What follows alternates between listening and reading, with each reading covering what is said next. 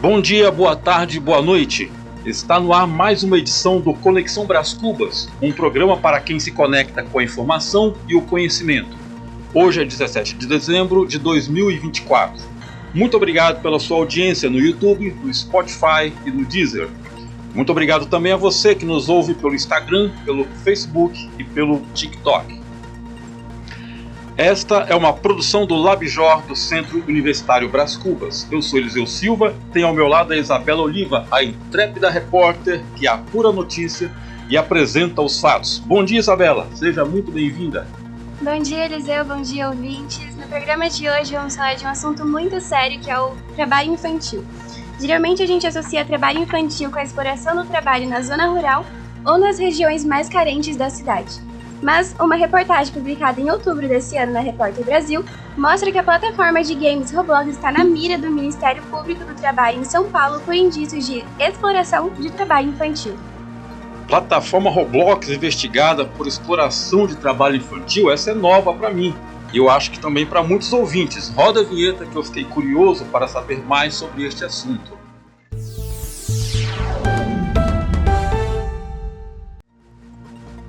Estamos de volta e agora é para valer. O assunto hoje é trabalho infantil e temos na pauta a investigação do Ministério Público do Trabalho contra a plataforma Roblox, que estaria explorando crianças e adolescentes que desenvolvem jogos para a plataforma. Tema complexo, mas felizmente a nossa convidada de hoje vai nos ajudar a entender o problema. Está conosco a professora Vanessa Nunes, que é advogada, doutora em educação, mestra em políticas públicas e professora do Direito do Trabalho no Centro Universitário Brás Cubas. Bem-vinda, professora. Muito obrigado por aceitar o nosso convite. Eu dei uma resumida aqui no seu currículo, porque na verdade eu sei que ele é bem mais rico do que isso, com várias outras competências, não é mesmo, professora? Bom dia. Bom dia. Quero agradecer a oportunidade de conversarmos hoje sobre um assunto tão importante que é o trabalho infantil, né? Infelizmente, é um assunto que não deveríamos nem mais falar sobre, né? Exato, não deveria existir. Deveria já estar superada essa situação. Né? Deveria, mas infelizmente persiste. Então eu quero dizer que eu fico muito feliz, espero que nossos ouvintes gostem muito da nossa conversa. Agradeço a Isabela e agradeço a professora Eliseu pelo convite. Nós que agradecemos, professora. Isabela, parece que além do Roblox, também o TikTok está na mira da Justiça do Trabalho, está na mira da Justiça por trabalho infantil, certo? Isso mesmo, Eliseu. Sobre a plataforma Roblox saiu uma reportagem em outubro no site Repórter Brasil, especializada em denúncias de violação dos direitos dos trabalhadores, dando conta de que o Ministério Público do Trabalho em São Paulo abriu um inquérito civil para apurar se a gigante internacional dos games está lucrando com o trabalho de crianças e adolescentes. Segundo o parecer da Coordenadoria Nacional de Combate à Exploração do Trabalho da Criança e do Adolescente, ligada ao Ministério Público do Trabalho e citada pelo Repórter Brasil, crianças e adolescentes, na esperança de obtenção de lucros, desempenham atividade de desenvolvimento de novos jogos no âmbito da plataforma Roblox. Professora Vanessa, aqui eu já coloco uma primeira questão para que você nos ajudar a entender. Esse desenvolvimento de jogos por crianças e adolescentes, jogos que depois o Roblox vai cobrar para que sejam acessados, isso se configura como trabalho infantil? Olha só, esse tema não é que ele é novo, ele é muito novo. A evolução aí das formas de comunicação, os meios tecnológicos, acabam gerando essas novas situações. Então, quem poderia imaginar, eu jogando algo, uma criança poderia obter valores, ganhos. O MPT ele está fazendo ainda a investigação. Então nós não temos respostas, né? Falar sim, é trabalho infantil, não é trabalho infantil, porque depende dessa investigação. O que eu posso, até como forma de opinião mesmo, dizer que nós temos que observar os elementos. Se nós pararmos para observar que nós temos uma empresa vinculada, temos uma criança que desenvolve ali alguns designers, né? Ela usa o sistema, gera conteúdo e essa empresa está obtendo lucro com esse trabalho, eu entendo que é uma forma de trabalho, sim. Até porque tem algumas crianças que ficam vinculadas 2, 3, 4 horas de trabalho ou até mais. Ou até mais. Né? E o que era um simples jogo já virou uma forma de ganho. Inclusive, eles até buscam naquele Discord, aquela plataforma de comunicação, é como se fosse realmente procurando vaga de emprego. Eles surgiu um mercado, né, de oferta, de oportunidades. Né, para eles colocam até experiência. Tinha um de 13 anos falando que já trabalhava há 3 anos. Nossa. Né? Então, se nós observarmos esse tipo de comportamento e esse ganho, né, em cima dessa atividade, eu posso entender sim que é uma forma de trabalho. Mas nós temos que depender aí do resultado da investigação. E é uma situação bastante similar como a que levou o TikTok a ser condenada, né, pela Justiça do Trabalho de São Paulo, justamente por exploração de trabalho infantil, não é mesmo, Isabela? Sim, isso mesmo. No caso do TikTok, a Justiça do Trabalho de São Paulo condenou a ByteDance Brasil Tecnologia, responsável pelo TikTok, por exploração de trabalho infantil artístico. A ação foi fundamentada em um inquérito civil aberto pelo Ministério Público do Trabalho em São Paulo, que investigou conteúdos de perfis monetizados envolvendo crianças, com a apresentação de danças e tutoriais. A investigação constatou a ocorrência de trabalho infantil artístico na plataforma, contrariando o Estatuto da Criança e do Adolescente. A empresa foi condenada a pagar uma indenização de R$100 mil por danos morais coletivos, a ser aplicada em fundos governamentais em defesa da infância. É importante destacar que essa é a informação do próprio Ministério Público do Trabalho do setor de comunicação do MPT de São Paulo. E eu acho, na verdade, essa condenação muito didática, né? Mas, por outro lado, R$100 mil em indenização eu acho assim, um tanto irrisório, né? Assim, uma indenização muito simbólica. Ainda cabe recurso dessa decisão. O que você acha, professora? Essa multa não deveria ser um pouco mais pesada, considerando que o efeito, o objetivo da condenação seria justamente coibir esse tipo de exploração? Geralmente, quando há esse tipo de multa, ela é direcionada para a sociedade, até porque foi um fundo governamental. E não exatamente para as vítimas, né? Para as pessoas para as crianças que estavam trabalhando e sofrendo aí o trabalho infantil. Então eu entendo sim que o valor da multa é baixo. Até mesmo se a gente parar para pensar que vai para um fundo governamental, o valor de 100 mil... Nem beneficia diretamente, né, nem diretamente as vítimas. Né? Então, se nós pararmos para pensar dessa forma, eu entendo sim. É importante, né, que tenha a aplicação de multa, mas o valor acabou sendo um pouco mais inferior aí da expectativa. Um pouquinho baixo, né? Qualquer influencer fatura isso muito mais do que isso. Muito né? mais. Enquanto essa plataforma não faturou, né, com uma quantidade de vídeos e conteúdos produzidos pelas crianças. Né? E segue faturando. Todos os dias. Né? Todos os dias. E assim, cria um hábito, um vício e horas. E quanto mais produz, mais acaba veiculando. Então, assim, o lucro acabou sendo muito alto. Né? Você acha, professora, que a legislação brasileira está preparada para lidar com esses novos desafios, essas novas formas de exploração do trabalho? Olha, ainda precisamos de muitas adaptações. Né? Uma mudança legislativa, ela acaba sofrendo aí um período longo para uma aprovação, né? E a evolução dos meios tecnológicos, a cada dia, novas plataformas. Sim, nós precisamos adaptar nossa legislação para a nova realidade. Não tem jeito. Nós estamos conversando hoje aqui sobre trabalho infantil dos meios tecnológicos, né? Isso seria impensável há alguns anos. Então, sim, nós precisamos adaptar nossa legislação para isso.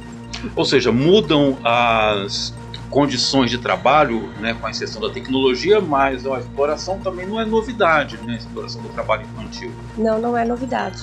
Infelizmente é algo assim muito antigo, né? Na verdade, a gente tem sobre a exploração do trabalho infantil, a gente tem a boa notícia de que houve uma queda, né, Isabela, Sim. no último ano, em 2023. Mas isso não significa que o problema esteja resolvido ou em vias de se resolver, né? A gente vai falar sobre isso no próximo bloco. Nos primeiros meses de 2023, mais de 1.200 trabalhadores foram resgatados de condições degradantes de trabalho. Isso tem nome: trabalho análogo à escravidão. O resgate só foi possível porque, de um lado, o governo federal intensificou a fiscalização e, do outro, houve um aumento das denúncias. Vamos juntos lutar por um trabalho digno e decente. Denuncie sempre que suspeitar. Disque 100. Brasil, União e Reconstrução. Governo Federal.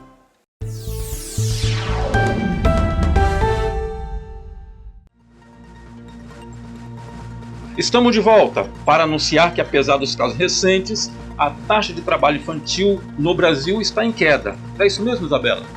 Sim.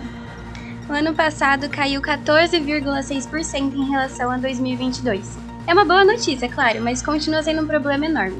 Segundo o IBGE, em 2023 foram identificadas 1.852.000 crianças e adolescentes, com idades entre 5 e 17 anos envolvidas em alguma atividade econômica.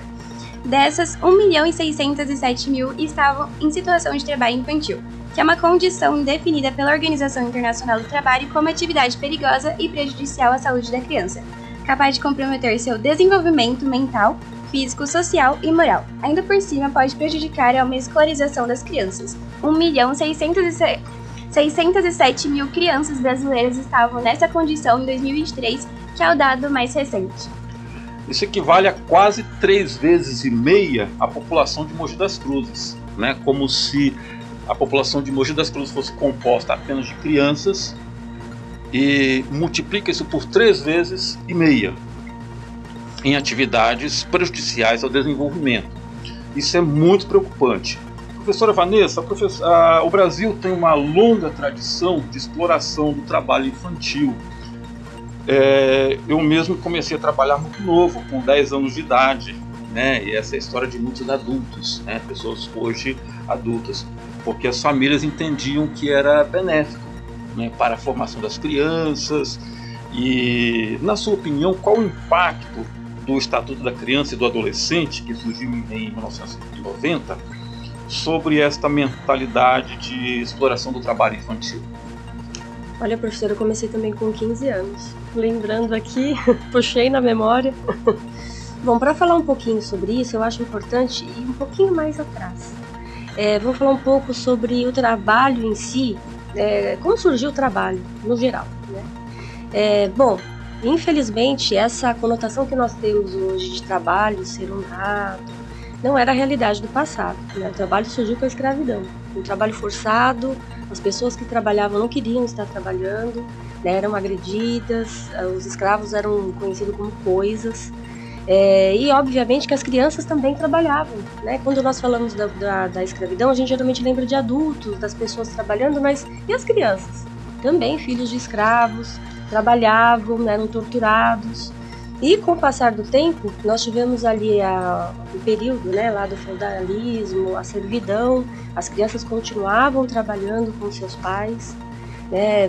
Depois nós tivemos as corporações de ofício, que foram as primeiras formas de empresa que nós tivemos, e lá nessas corporações de ofício nós tínhamos os aprendizes, que eram crianças, que trabalhavam, inclusive poderiam ser torturados pelos mestres, como forma de aprendizagem. Olha só, né? Estamos falando ali ainda no período ali da Idade Média. Depois, com a Revolução Industrial, vieram as máquinas, né? As crianças eram muito utilizadas no trabalho porque elas eram pequenas, elas entravam nas máquinas para poder trocar óleo, carvão, porque eram mãos pequenas, acessavam.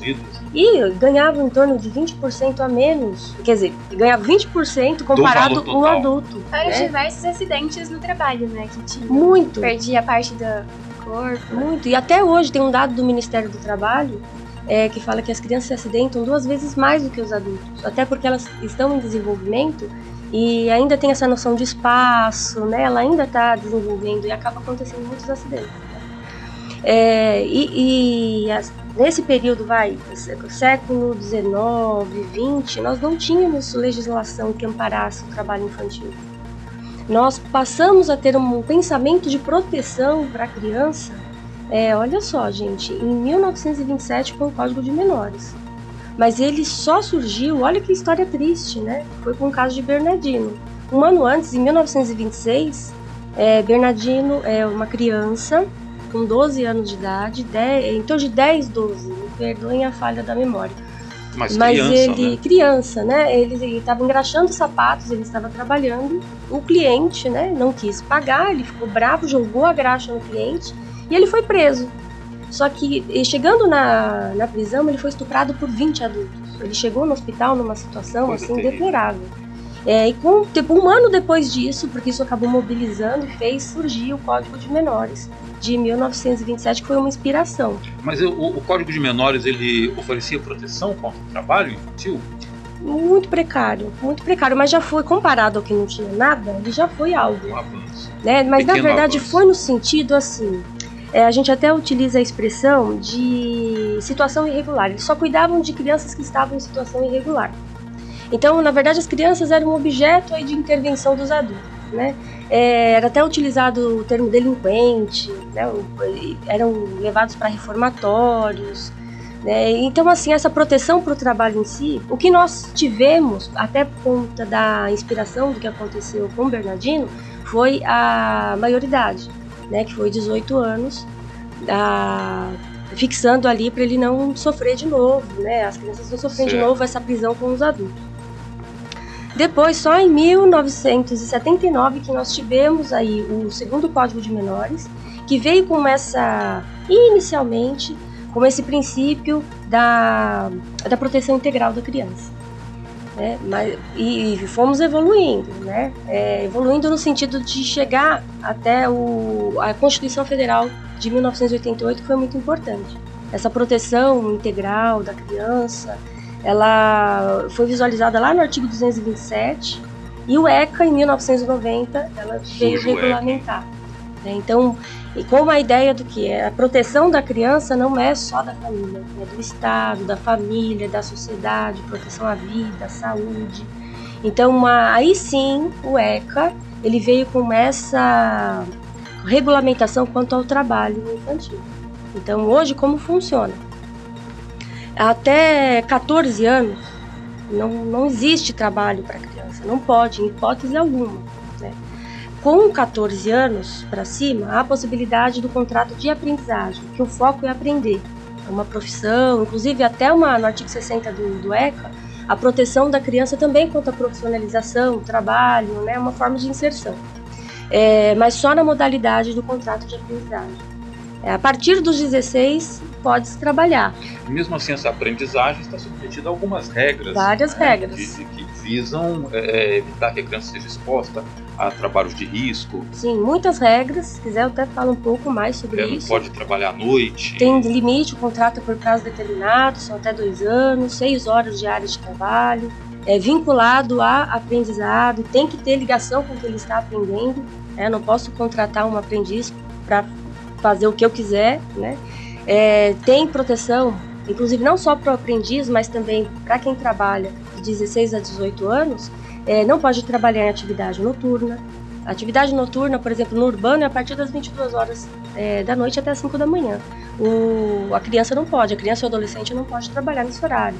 Né? Não pode trabalhar em atividades insalubres, atividades que fazem mal à saúde. Né? Mesmo fornecendo equipamento de proteção, essa insalubridade não cessa. Manipular Químico, muitas vezes ambiente com variação de temperatura, né? Muito quente, muito frio, né? Muitas vezes o som muito alto, e atingindo ali, nós temos normas regulamentadoras para isso, mas já estão listadas atividades insalubres. Então, aquelas atividades a criança e o adolescente não pode. Não pode trabalhar com atividade perigosa, né? Trabalhar próximo ali a explosivos, produtos inflamáveis. Então, essas atividades não podem. E mesmo que possa começar a trabalhar aos 16, mas tem algumas atividades, então, que são vedadas, que é a partir dos 18. No caso, o trabalho doméstico. O trabalho doméstico não pode para vamos falar sobre o trabalho doméstico um pouquinho à frente. Vamos. Professora, como o Brasil se posiciona porque existem as metas do trabalho decente da Organização Internacional do Trabalho, e como o Brasil se posiciona em relação a essas metas, especificamente em relação ao trabalho infantil? Né? Na sua opinião, a proteção legal, bem como a atuação dos órgãos de fiscalização atualmente existentes, são adequadas? Olha, a nossa legislação nós temos. A nossa dificuldade é referente à fiscalização. Né? Então nós temos assim, por exemplo, o Ministério do Trabalho, nós temos o Ministério Público do Trabalho, todos muito ativos, só que com poucos fiscais. né? Se nós tivéssemos mais fiscais para que possa fazer essa investigação, né? Um acompanhamento mais efetivo. Aplicação de multas, Sim. quando tiverem irregularidades, embora façam, mas ainda numa quantidade insuficiente. Até um dado que a Isabela trouxe para nós, né, quanto a 2023, eu até fiz uma anotação aqui, 346 mil crianças, elas trabalhando de 5 a 13 anos. Esse número de 1.607.000 que você trouxe, 346, gente, 5 anos de idade, 6, 7, 8, bebê, né? Nós paramos para pensar, né? A pessoa não tem nem coordenação motora e nem... Você pede para pegar muitas vezes um copo de água, ela ainda pode errar, porque ela... Né? Derruba, cai. Essa noção de infância que nós não tínhamos no passado, né? E hoje nós temos, por isso que para nós choca tanto quando eu falo que uma criança de 5, 6 está trabalhando. Né? Então, assim, eu acho que embora nós tenhamos legislação, para alguns casos ainda não. Por exemplo, no caso de artistas mirins, que a gente pode até conversar um pouco mais, né? Nós adaptamos aí de um jeito de conseguir atender, mas no geral lei tem, né? Nós temos lei, só que nós precisamos aí de mais... O problema está na mão de aplicação obra, na aplicação, na fiscalização. Professora, quais cuidados o empregador interessado em contratar uma pessoa com menos de 18 anos precisa ter?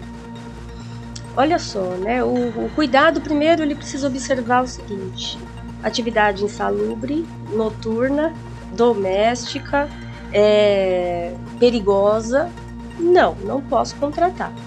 Se eu quero contratar hoje alguém a partir de 16 a 18 anos, eu preciso ter em mente, por exemplo, hora extra. Esse adolescente não pode fazer. Ele só pode fazer se tem uma negociação coletiva, ou seja, junto com o sindicato permite essa prorrogação de horas, né? Ele precisa observar os horários de escola, não pode afetar o horário de escola. Então, se, por exemplo, esse adolescente ele estuda longe do local de trabalho, precisa dar um tempo suficiente dele chegar até a escola. Então, a empresa inteira encerra o expediente às 17h30. Ele não vai conseguir, ele vai ter que sair antes, porque senão ele não consegue chegar. Então, a prioridade é a educação. Então, ele tem que observar esses detalhes. Por exemplo, férias que coincidam com as férias escolares, para que ele consiga descansar, é muito importante. Senão ele tira a férias do trabalho, mas está estudando, ou vice-versa. E não consegue descanso, e não podemos esquecer que ele ainda está em desenvolvimento biológico, formação psicológica, emocional. Então ele pode trabalhar com essas observações. Perfeito. Professor, ainda uma outra questão sobre a qual eu tenho dúvida e acredito que também interesse bastante ao ouvinte. Como é que fica diante da lei a questão do trabalho doméstico? E aí eu identifico duas situações, pode até haver outras, mas enfim, eu identifico duas situações assim bem distintas. Uma seria aquela criança que trabalha em algum negócio da família. A família tem uma pequena indústria dentro de casa mesmo, ou um pequeno comércio, e a criança que atua neste negócio da família. Né? Como é que fica a situação desta criança? E a outra, um pouco mais ampla, é o trabalho doméstico mesmo, da rotina doméstica. Né? Os pais podem sofrer algum tipo de sanção por exigir essa forma de trabalho, ou não tem problema nenhum nesses casos? Como é que, o que a gente pode saber sobre isso? Olha, eu vou até dividir sua pergunta em 3, na verdade. Ok. Porque, assim, primeiro nós temos que ver, assim, trabalho doméstico. O doméstico mesmo, o empregado doméstico. Aquele que foi contratado para limpar a casa de alguém, cuidar da casa de alguém, né? Esse tipo de trabalho, criança e adolescente não pode, tá? Inclusive, está na lista lá da Organização Internacional do Trabalho, que nós chamamos de TIP, que são os piores formas de trabalho. Então, o doméstico já está ali, pior forma de trabalho. Né? Até a história. Quantas vezes a gente já não ouviu falar de pessoas que vão de outro estado, pegam uma criança, traz para cá para trabalhar. Gente, acaba quase sendo análogo à escravidão. É verdade. Eu acho que nem quase né? Porque acaba não tendo folga. Muitas vezes trabalha só por conta de moradia e alimentação. Então, para evitar esse tipo de situação. Então esse não pode, vedado. Agora, numa segunda possibilidade de um trabalho doméstico, né, aquele trabalho para ajudar no lar, lavar aquela louça, limpar aquele quintal, desde que não seja uma atividade de responsabilidade do adulto. O que seria uma responsabilidade do adulto? Posso cuidar do meu irmão mais novo? Criança não cuida de criança, gente. Não pode. É muita responsabilidade, a responsabilidade de adulto, né? Cozinhar. Será que uma criança de 8, 9 anos ela pode cozinhar? Não, mexe com fogo, é perigoso, né? Responsabilidade de adulto. Então, toda vez que for a responsabilidade de um adulto, essa criança não pode fazer. Mas ela pode ajudar nas tarefas. Ela pode arrumar o quarto dela, organizar os brinquedos. Ela pode sim lavar uma louça que não tem ali cortantes, né? Copos, pratos, plásticos, enfim, que não danifique suas mãos, possa acontecer algum acidente. Isso seria mais o caráter pedagógico, para ele aprender a ser uma pessoa no futuro que seja organizada. Isso pode, né? O que não pode é essa responsabilidade além. E que envolva riscos, né? Riscos, a saúde, a integridade física. Produtos químicos de limpeza. Sim, cândida, né? Cloro, ali faz mal. Então, para caráter pedagógico, sim, mas responsabilidade além, não. Perfeito. E a outra situação, que na verdade esse não é doméstico. Se eu tenho um comércio na minha casa e meu filho está trabalhando, não é um trabalho doméstico, não, é um trabalho bem tradicional, né? Embora esteja na casa, esteja na residência. E aí você vai embutir responsabilidades ali que ele não poderia naquele momento estar trabalhando. Segue a mesma regra, gente. Né? 14 anos aprendizagem, 16 anos como aquelas observações que fiz, e 18 anos ele tem capacidade plena para trabalhar, né?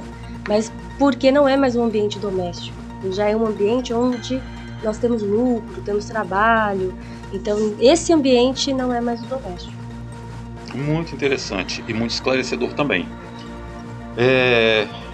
Bom, professora Vanessa, muito obrigado pela sua valiosa contribuição. Acredito que isso lançou luz, né, sobre temas tão importantes e que nos permitem entender um pouco mais, né, sobre a questão do trabalho infantil, os desafios, né, para proteger a criança.